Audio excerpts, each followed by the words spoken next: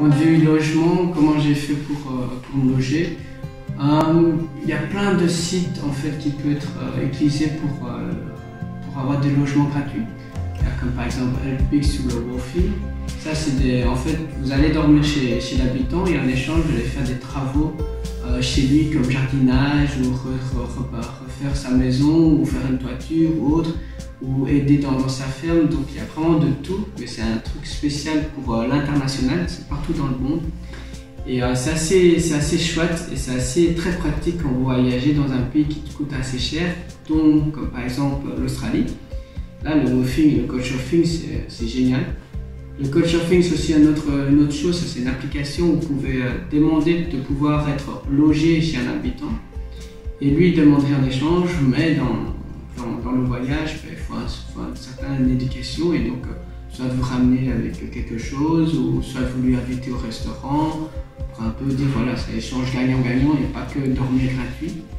Ça, c'est trois grosses applications qui vous est demandé d'avoir vraiment quand vous voyagez seul.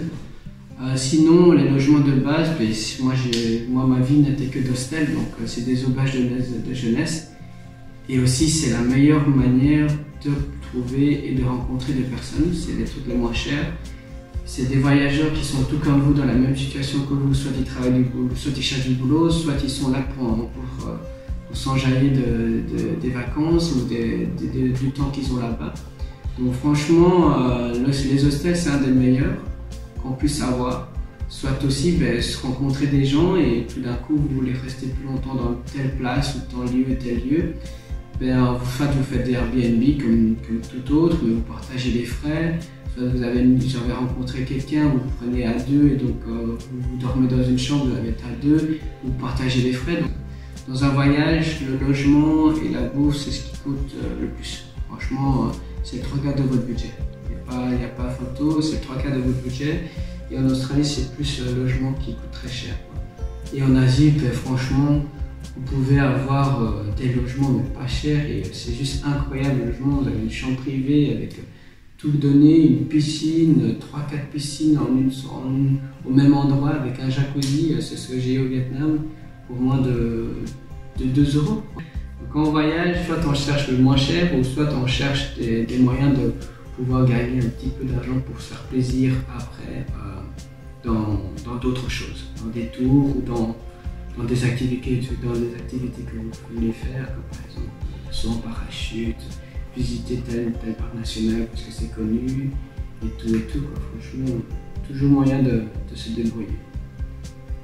Voyager seul, ça m'a permis de me connaître plus, de savoir mes limites, de savoir ce que je sais faire, de voir plus en quoi j'étais fait. Donc vraiment, savoir ce que je veux plus tard en fait, vraiment se connaître et de voir aussi ses compétences et ses aptitudes plus développées, aussi se changer de soi-même, donc avoir peut-être plus en confiance en soi, d'être plus sociable, d'être plus ouvert et donc surtout point de vue, pour moi par exemple, j'avais fait le boulot.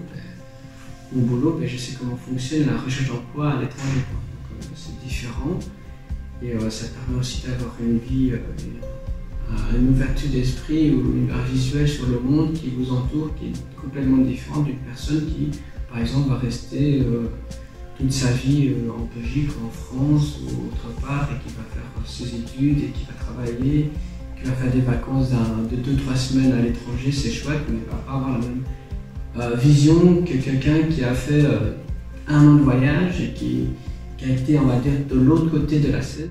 De l'autre côté de la scène, c'est-à-dire qu'en fait, quand vous prenez des vacances, c'est plus pour profiter de la ville et de votre temps libre, enfin, que vous avez mérité après travailler. Le voyageur, lui, va plus rechercher ce qu'il y a de nouveau dans ce pays, qu'est-ce qu'il y a à voir, qu'est-ce que les gens peuvent apporter, est-ce que, oui, vraiment plus authentique, ils recherchent l'authenticité du pays qu'ils voyagent, donc, surtout en Asie.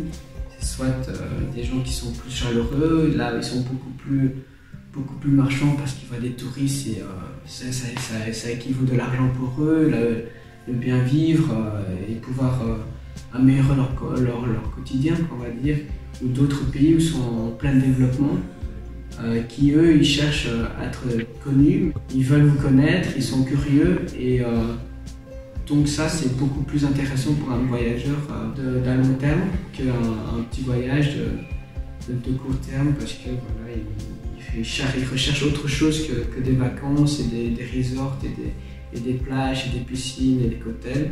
Il recherche vraiment plus dans l'humain, on va dire. Ce que je retiens de mon voyage, c'est déjà plein de choses.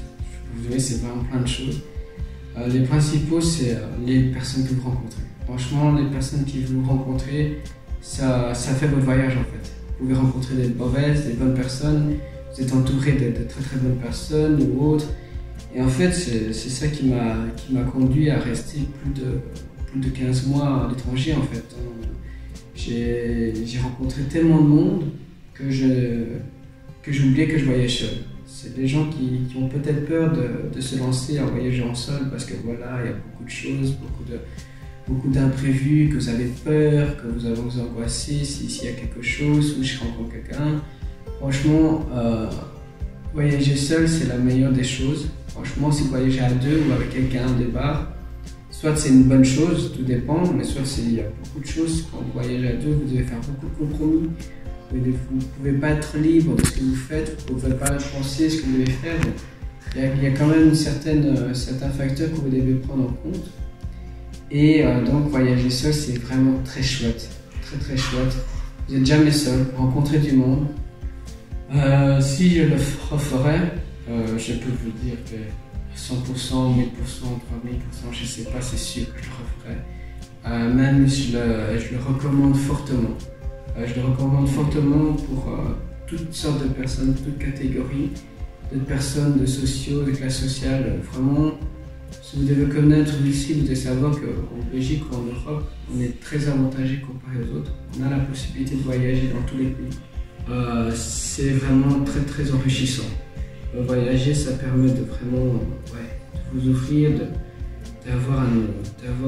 grandir, d'avoir une autre façon de penser. Et je le recommande à 1000% de faire seul ou accompagné, tout dépend quel genre de personne vous êtes, mais de le refaire, de le faire.